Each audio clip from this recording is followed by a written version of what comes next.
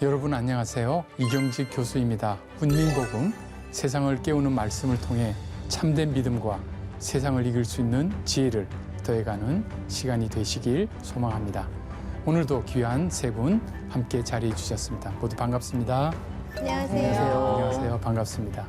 지난 시간에 비시디아 안디옥에서의 사역이라는 내용을 살펴보았는데요. 오늘은 비시디아 안디옥에서의 사역 플러스 이고니온에서의 사역이라는 제목으로 말씀을 함께 나누어 보도록 하겠습니다. 자, 말씀으로 들어갑시다.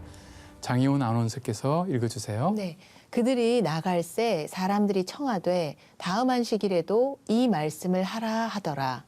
회당의 모임이 끝난 후에 유대인과 유대교에 입교한 경건한 사람들이 많이 바울과 바나바를 따르니 두 사도가 더불어 말하고 항상 하나님의 은혜 가운데 있으라 권하니라. 아멘. 아멘. 지난 시간에 우리가 강의를 끝내면서 도대체 이 복음, 이스라엘의 역사를 통해서 또 세례 요한을 통해서 복음을 전했고 부활의 주님을 전했는데 반응이 어떨까 궁금했었잖아요. 그렇죠. 네. 자, 드디어 반응이 좀 나왔어요. 의외인데요? 그러니까. 네, 이렇게 반응이 잘 나올 줄이야. 네, 다음부터 네. 나오지 마 그럴 줄 알았어요. 네, 그렇죠. 예. 네. 근데 다음 주에 오라고 하죠. 진심일까요? 네, 다음 안식일에도 이 말씀을 하라라고 권했습니다. 성령께서 역사하신 거죠. 와. 회당 모임이 끝났는데 유대인, 그다음에 유대교에 입교한 경건한 사람 두 부류, 정회원, 준회원들이 네네. 많이 바울과 바나바를 따르게 됐습니다. 오. 아주 효과적인 설교, 할렐루야. 전도가 일어났습니다. 언제나 핍박받는 건 아니에요. 네. 이 맛에 전도입니다. 그러니까 두 사도가 더불어 말하고 항상 하나님의 은혜 가운데 있으라 권하게 되었습니다. 유대인들도 유대인들이지만 이 입교한 경건한 사람들, 이 사람들이 굉장히 적극적인 반응을 보이고 있습니다. 여기 많이라고 했지만 많은 경건한 사람들이 반응을 하고 있음을 알 수 있습니다. 이들의 반응을 보면요. 일단 바울과 바나바를 따르고 첫째, 네. 두 번째 말씀을 더 듣고 싶었어요.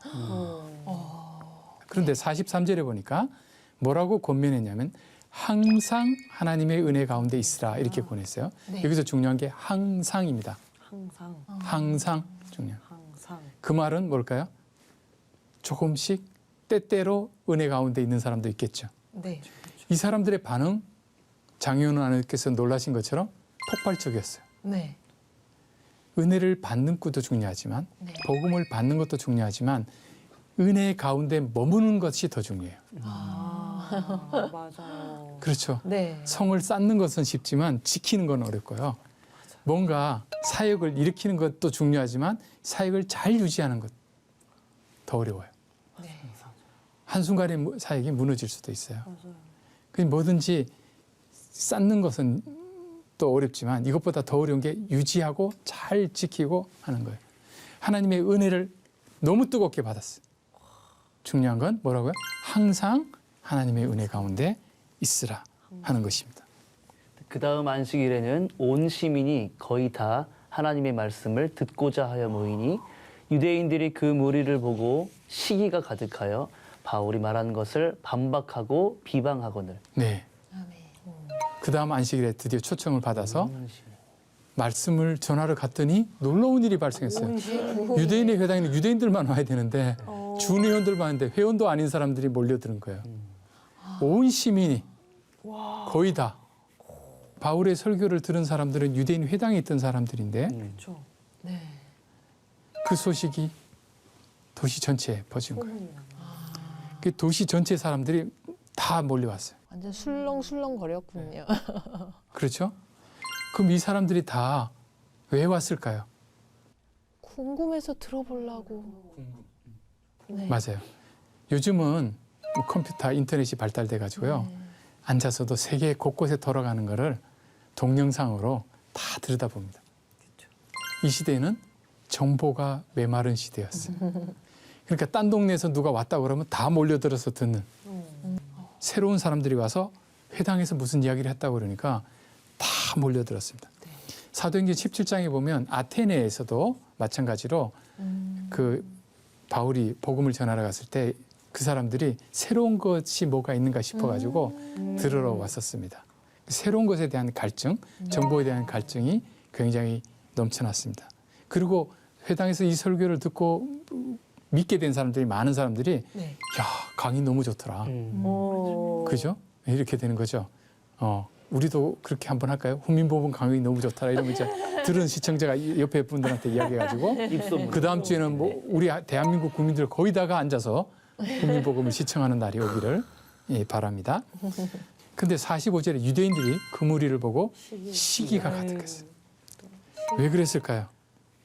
바울이 너무 인기를 얻으니까 그렇죠. 주목받으니까 싫은 거겠죠? 그렇죠. 예.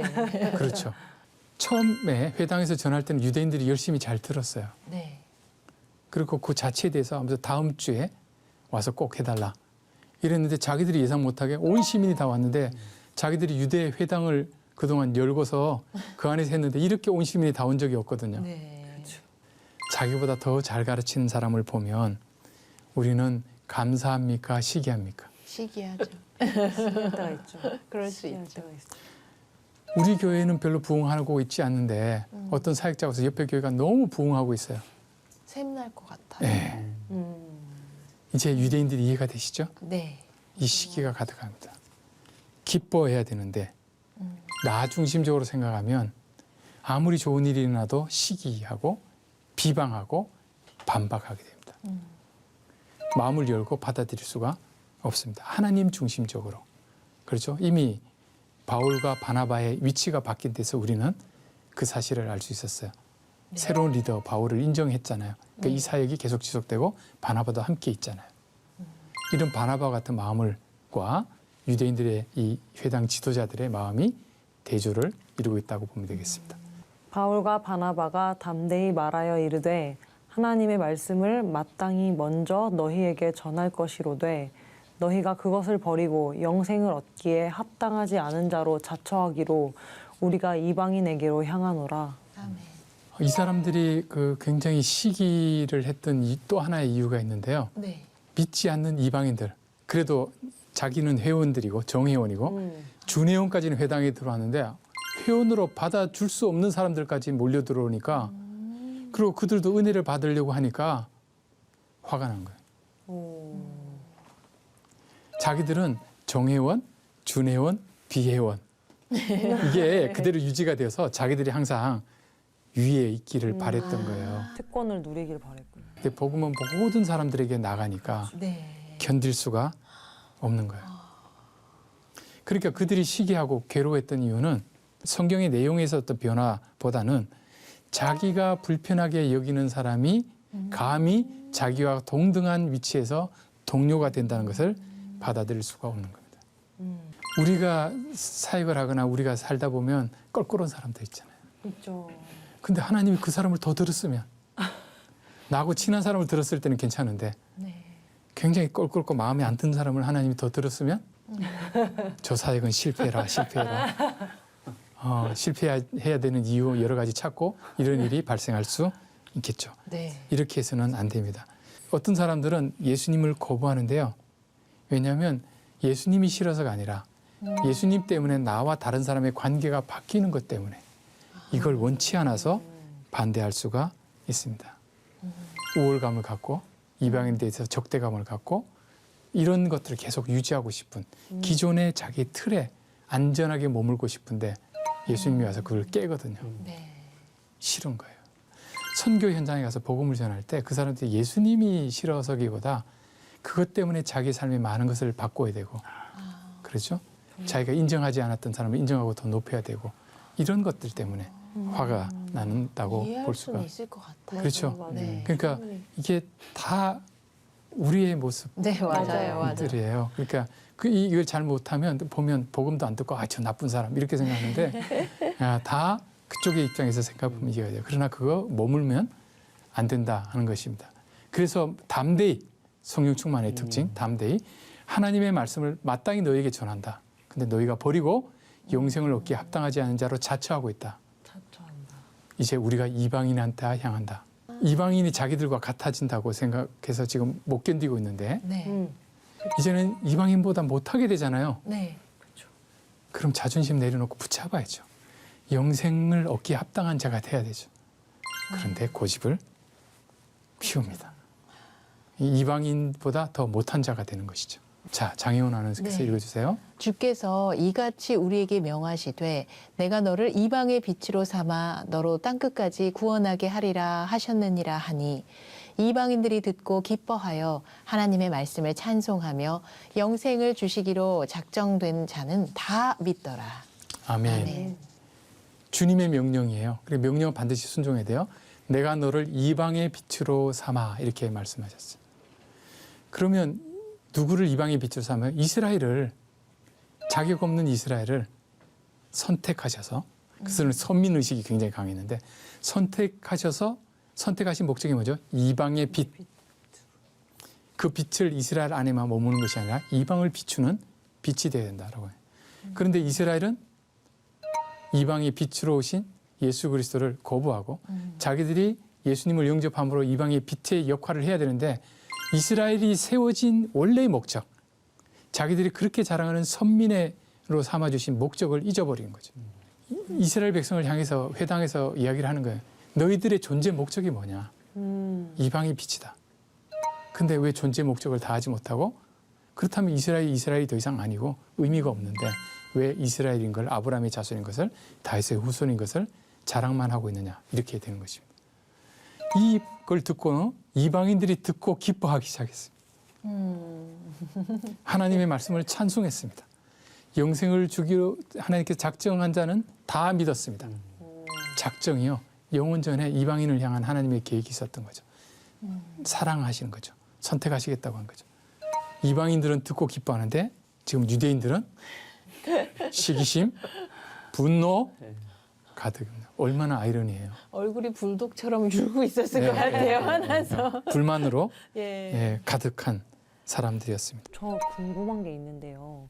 저기 48절 말씀에 영생을 주시기로 작정된 자는 다 믿더라라고 나와 있는 말씀을 봤을 때 그냥 이건 저만의 생각일 수 있는데 뭔가 영생을 주시기로 작정된 자가 있으면 그렇지 못한 자도 있는 건가? 약간 이런 생각이 좀 그렇죠. 들었거든요. 이게 가장 어려운 부분입니다. 네, 그래서 그게 좀 가장 어려운 궁금했어요. 부분입니다. 네. 그런데 작정이라는 말을 이걸 설명하려면 한참 길어질 수 있는데 제가 짧게 네. 다 이해 잘 전달할 수 있는지 모르지만 작정이라는 것은 그 원래 디크리라고 해서 왕의 칙령을 말해요. 네. 왕이 어떤 명령을 내리는 거예요. 그 네. 명령은 반드시 이루어집니다.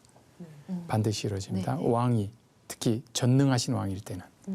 근데 하나님은 무계획하게 살지 않으세요. 항상 계획을 하세요. 그런데 우리가 죄를 짓고 하나님을 떠날 것을 아세요.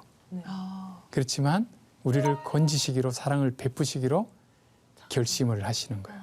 결단을 하시는 거예요. 그러면 우리가 이런 생각이 들어요. 다 건지시지. 그렇죠? 다 건지시지. 그런데 건질지 말지는 하나님의 마음이에요. 네. 이게 구원은 선물이에요. 전에도 말씀드린 것처럼 선물은 주는 사람의 마음이에요. 근데 A라는 사람한테 선물을 줬어요. B라는 사람한테 선물을 안 줬어요. 그러면 왜 B한테도 안 줬냐고, 나쁜 사람이라고. 그럴 수 있어요? 그럴 수 없어요. 그런데 우리는 죄를 지으면 형벌은 받아 마땅해요. 우리의 책임이에요. 그거는. 근데 어떤 사람은 받아 마땅한데도 사면을 해줬어요. 우리가 대통령이 뭐 이렇게 크리스마스나 광복절이나 이럴 때 사면을 해주잖아요. 네. 그러면 왜 모두 다 사면하지? 그렇죠. 다 풀어주지. 어떤 사람만 사면해주냐 이렇게 하는데 대통령님 마음입니다. 특별한 은혜를 베푸는 거예요. 그러면 우리는 어떻게 이룰 수 있는가라고 하는데 원래 그것이 그런 성격을 갖고 있어요. 네. 그래서 거기에 대해서 왜 저 사람은 안 해주냐 이렇게 할 것이 아니라 감사해야 돼요. 예를 들어서 내 배우자를 사랑하기로 한 건 선택했다는 거예요. 사랑의 대상으로. 그런데 부인이 남편한테 항의를 하는 거예요. 왜 나만 사랑해? 옆에 집 부인도 사랑해줘야지. 나하고 동일하게. 이렇게 말하면 네, 안 되죠. 안 되잖아요. 큰일 나죠. 아시겠죠? 네네네. 작정된 자는 이게 이런 뜻이에요. 하나님이 특별히 사랑하시기로 결정을 하신 거예요. 그런데 하나님 왜 저기도 사랑해줘요 똑같이. 우리가 하나님께 왜 사랑하냐고, 왜 나만 사랑하냐고 물어봐서는 안 돼요. 네. 네. 왜 나 같은 것을 사랑해 주시는지 감사합니다. 라고 해야 돼요. 이게 이제 작정. 네. 듣고 기뻐합니다. 그렇죠? 네. 흥미로운 것은 바울은 회당에 있는 사람들이 버티고 막 분노하고 시기하는데 그들 설득하는데 오랜 시간을 들지 않았어요. 바로 이방인에게 돌아섰어요. 그거 막 매달리지 않았어요. 때로는 말하지만 하나님께 복음을 막 전하는데 안 받아들이잖아요. 그러면 옆에 일단 전하는 거예요. 근데 복음이 막 사게 일어나는 거예요. 근데 우리는 또 황소고집이 있어가지고 주님이 나를 회당으로 보내셨어요. 나는 끝까지 회당에만 머물 거다. 이렇게 해서는 안 된다는 겁니다. 네. 복음을 전했습니다. 왜냐하면 일부러 한 것도 아니고 이 사람들이 이방인들이 몰려왔잖아요. 네네. 근데 여기는 회당은 이방인 출입 금지 나가세요. 예, 출입증 확인하겠습니다. 이렇게 안 했다는 거예요. 주님께서 보내주시면 그들에게 복음을 전했다는 겁니다. 그러니까 믿는 역사가 일어났다는 거예요. 자, 49절. 주의 말씀이 그 지방에 두루 퍼지니라. 이에 유대인들이 경건한 귀부인들과 그 신의 유력자들을 선동하여 바울과 바나바를 박해하게 하여 그 지역에서 쫓아내니. 49절, 50절에 두 가지 반응이 있어요. 놀라운 역사가 일어나는 이방인들이니까 주님의 말씀이 그 도시뿐 아니라 그 지방, 갈라디아 지방에 쫙 퍼져서 여기서는 너무 좋죠. 아멘인데 그 다음에 문제가 유대인들이에요. 자기들이 안 되니까 경건한 귀부인들, 신의 유력자들을 동원해요. 왜냐하면 이 사람들 오래 진 끈이 있으니까 아주 치사한 방법을 쓰는데요. 할 수 있는 방법을 다 써요. 자기들 가지고는 안 되니까 바울과 바나바를 박해하고 쫓아냅니다. 아이고. 그 복음 전파가 성공했다고 딱 긴장을 늦추는 순간 박해고. 걔가 바로 자, 계속 읽을까요? 두 사람이 그들을 향하여 발에 티끌을 떨어버리고 이곤이온으로 가거늘 제자들은 기쁨과 성령이 충만하니라. 아멘. 아멘. 그들을 향하여, 유대인들을 향하여 발에 티끌을 떨어버린 건 뭐냐면 너희하고 상관없다 이제. 그게 그 당시의 관행입니다. 나하고 관계없다 해서 발에 티끌까지 탁탁 털고 가는 거죠. 에이 하고 그렇게 하는 거 있잖아요. 네네. 에이 하고 뭐 다 뭐 이렇게 터는 거. 뿌리고 막. 네, 그렇게 완전히 하는 것입니다. 이방 도시를 향해서 지금 복음을 전하러 가는데 네. 이 유대인들의 흔적들은 가지고 가고 싶지 않다. 너희들이 갖고 이제 그렇게 자랑하는 모세율법 뭐 등등등 그 잘못된 깨달음 이거 하나도 혹시라도 묻을까 나는 다 털어가 먹을 거겠다. 순수한 부활의 복음만 가지고 이제 누구한테 간다는 거예요? 이방인들에게 가겠다라는 것입니다. 52절에 제자들은 여기는 바울, 바나바 없어요. 다 합쳐서 네. 제자들은 어떤 사람입니까? 예수님을 따르는 사람들. 앞에 전한 복음대로 말씀대로 순종하는 사람들. 제자들이 뭐예요? 기쁨과 성령 충만. 기쁨 충만, 성령 충만입니다. 박해를 받았는데 무슨 기쁨 충만이에요? 그러니까요. 그렇죠? 네. 근데 기쁨 충만한 이유는 성령 충만에 있었어요. 성령의 열매. 그리고 항상 뭐라고요? 기뻐하라. 범사에 감사하라. 쉬지 말고 기도하라. 이것이 너희를 향하신 하나님의 뜻이니라. 기쁨 충만, 기도 충만, 감사 충만은 같이 가요. 박해를 받아도 감사. 왜요? 제자로서 받는 거니까. 제자는 예수님을 따르는 사람들이잖아요. 예수님은 십자가를 지고 부활의 영광으로 갔다고 방금 설교를 했잖아요. 그렇죠. 그렇다면 본인들도 이런 십자가의 박해를 달게 지고 부활의 복음을 능력을 전하는 사람들이니까 기쁨 충만하게 성령 충만하기 때문에 가능한 일입니다. 복음을 거부한 것에 대해서 바울과 바나바가 복음을 잘못 전해서 된 것이 아니라 네. 그들의 강팍한 마음이 문제였던 것입니다. 그래서 우리가 복음을 전하다가 막 너무 심한 박해나 이게 부딪히면 그만두고 싶어요. 그런데 바울과 바나바는 다른 사역지를 향해 떠납니다. 박해를 하거나 막는 일이 생기면 하나님께서 또 다른 영혼들을 향해서 가라고 하시는 것보다 이렇게 생각하는 것입니다. 자, 그래서 어디로 가냐면 이고니온으로 갑니다. 자, 장희훈 아나운서께서 네. 읽어주세요. 이에 이고니온에서 두 사도가 함께 유대인의 회당에 들어가 말하니 유대와 헬라의 허다한 무리가 믿더라. 쫓기 오길 잘했죠? 두 사도가 함께, 이번에 두 사도라고 했어요. 바나바, 바울 이게 없어요. 두 사도가 유대인의 회당으로 들어가서 말합니다. 근데 흥미로운 것은 사도라는 표현이 이 사도행전에 잘 안 나타나요. 네. 근데 요 본문에 나타나요. 두 사도. 사도는 뭐죠? 보내심을 받은 자. 어떤 맥락에서 나와요? 지금 박해받고 쫓겨난 장면에서 그들을 뭐라고요? 사도라고. 박해받고 쫓겨났는데 겉으로 봤을 때는 쫓겨난 건데 하나님의 입장에서는 두 사람을 이고니온으로 파송하신 거예요. 두 사람은 하나님에 의해서 성령에 의해서 이고니온으로 파송된 사도라는 사실이에요. 보내심을 받은 자는 자기의 뜻대로 움직이는 것이 아니라 보내시는 자의 뜻에 따라서 움직이는 거죠. 박해와 이런 것이 하나님의 뜻을 보여주는 하나의 시그널이다라고 볼 수도 있겠습니다. 여전히 유대인의 회당에 들어가요. 유대인의 회당에서 유대인들한테 그렇게 당해서 이제 이방인들한테 간다고 했으니까 이제 유대인의 회당에 절대 안 가야 되겠죠. 근데 또 가잖아요. 그랬더니 유대 사람들뿐 아니라 헬라의 허다한 그리스 사람들, 허다한 무리가 믿는 놀라운 역사가 있습니다. 교수님 제가 그냥 궁금한데요. 그 회당이 그 이스라엘 사람들에게 교회 같은 거잖아요. 그렇죠.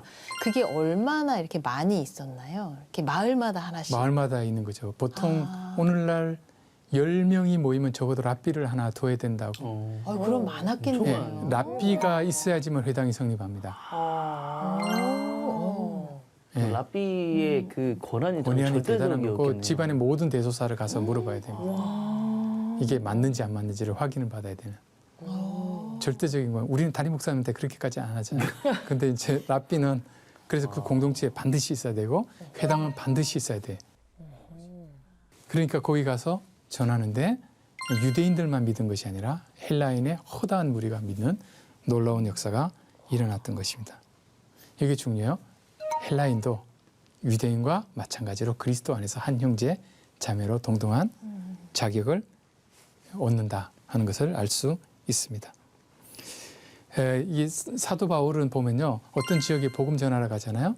쫓겨날 때까지 버티는 경향이 있어요. 열심히 하다가 정말 심하면 또 보내시는구나 하고 이렇게 이동을 하는 경우. 언제나 그런 건 아니지만 박해를 받아서 이렇게 이동하는데 그래서 열매를 맺는 경향을 보이고 있다 하는 것입니다. 박해는 이고니온의 새로운 신자들을 위해서 하나님께서 사도 바울을 일행을 보내시는 방식이시다 하는 것을 알 수 있습니다. 교수님 여기서 말한 박해는 어떤 식으로 이루어졌을까요? 상상이 좀 안 가요. 그냥 나가라 뭐 말로 그랬을까 아니면 때리진 않았죠. 나중에 사도 바울이 고백한 거 많이 얻어 터졌다는 이야기도 하는 거 보고 사람들이 돌팔매질도 당했다는 이야기도 나오고 하는 거 보면 그냥 말만 가지고는 아닐 것 같아요. 여러 가지 방식으로. 여러 그죠? 가지 방식으로. 여러 가지 방식으로. 때로는 우리가 그 어떤 교회를 개척하거나 어떤 교회에서 사역을 할 때 네. 거기서 내가 실패하는 것처럼 보일 때가 있어요. 네. 그럴까요? 그러면 나는 안 돼. 나는 개척 못 해. 나는 적임자가 아닌가 봐. 하나님 못 쓰시나 봐. 아니라 그 실패가 다른 곳에서의 사역의 성공을 위해서 하나님께서 준비하신 길일 수도 있다는 거. 이것을 꼭 기억할 필요가 있습니다. 굉장히 위로가 되는 말씀인 것 같아요. 3세번도 있고요. 7.8기도 있고요. 잘할 때까지도 있어요. 그렇죠? 네. 하나님께서는 어떻게 하실지 모르기 때문에 중요한 것은 이게 내가 잘하냐 못하냐 성공하냐 실패하냐가 아니라 하나님이 나를 보내셨느냐. 내가 하나님의 일을 하고 있느냐. 이게 가장 중요한 부분이라고 생각합니다. 자, 2절. 그러나 순종하지 아니하는 유대인들이 이방인들의 마음을 선동하여 형제들에게 악감을 품게 하거늘 두 사도가 오래 있어 주를 힘입어 담대히 말하니 주께서 그들의 손으로 표적과 기사를 행하게 하여 주사 자기 은혜의 말씀을 증언하시니 그 시내의 무리가 나뉘어 유대인을 따르는 자도 있고 두 사도를 따르는 자도 있는지라 이방인과 유대인과 그 관리들이 두 사도를 모욕하며 돌로 치려고 달려드니 그들이 알고 도망하여 루가오니아의 두 성 루스드라와 더베의 그 근방으로 가서 근데 그러나 순종하지 아니하는 유대인들도 있었다는 겁니다. 네. 다 오면 얼마나 좋겠어요? 이방인의 마음을 저기 전에는 경건한 기부인들과 유력 인사들을 선동했잖아요. 이거는 여기도 선동했어요. 선동의 활동에 타고난 것 같아요. 근데 악감을 품게 했습니다. 악감. 이런 적대적인 분위기, 싸한 눈초리 가운데 두 사도가 오래 버팁니다. 그렇죠? 아직은 밖에까지는 안 왔으니까 갈 때가 아니다. 예. 교인들이 날 다 미워하고 째려보는 것 같아도 아직은 아니다. 주를 힘입어 담대히 주님을 힘들어. 그랬더니 주께서 그들의 손으로 표적과 기사를 놀라운 일을 행하게 하여 하나님의 은혜의 말씀을 전하는데 이걸 뒷받침할 수 있도록 표적, 기적 막 이런 것들을 일으키시는 거예요. 그랬더니 그 시내에 있던 무리가 나눠서 유대인을 따르는 자들, 두 사도를 따르는 자로 딱 나눴구나. 쪼개졌습니다. 쪼개졌구나. 그런데 이 도시 입장에서는 이게 뭐가 여론이 반으로 쪼개지는 건 안 좋은 일이잖아요. 그렇죠. 예, 국민 통합을 이뤄야 될 거 아니에요. 네. 그래서 이방인들, 유대인들 관리들이 두 사도를 이제 드디어 모욕하고 돌로. 그 악감정 가지고는 안 되겠다. 돌로 치려고 달려듭니다. 어이구. 그랬더니 도망갑니다. 자, 제가 여쭤볼게요. 도망가는 거는 선교사역일까요? 아닐까요? 선교사역. 선교사역입니다. 도망가는 걸 부끄러워할 필요가 없습니다. 그렇죠? 예, 바울 야반도주 많이 합니다. 예, 맞아. 예, 도망갑니다. 도망가기 전에 악감 가졌을 때 그냥 아주 고상하게 가는 것이 아니라 끝까지 마지막 순간까지 복음 전하는 일에 최선을 다하다가 여기서 죽으면 안 되잖아요. 돌에 맞아서 아직 전해야 될 것이 많은데 내가 여기서 죽을 수는 없다. 내 목숨이 아까워서가 아니라 이방의 빛이 되라고 하셨으니 그 명령에 순종하기 위해서 내가 도망을 가야겠다. 라고 해서 루스드라와 더베 그 근방으로 갑니다. 여기서는 또 무슨 일이 일어날까요? 그건 다음 시간에. 네, 네. 다음 시간에도 이번 시간 이어서 사도행전의 말씀을 계속 더 깊이 살펴보도록 하겠습니다. 오늘도 하나님의 말씀 안에서 승리하시는 하루 되시길 바랍니다. 함께해 주신 여러분 고맙습니다. 감사합니다. 감사합니다.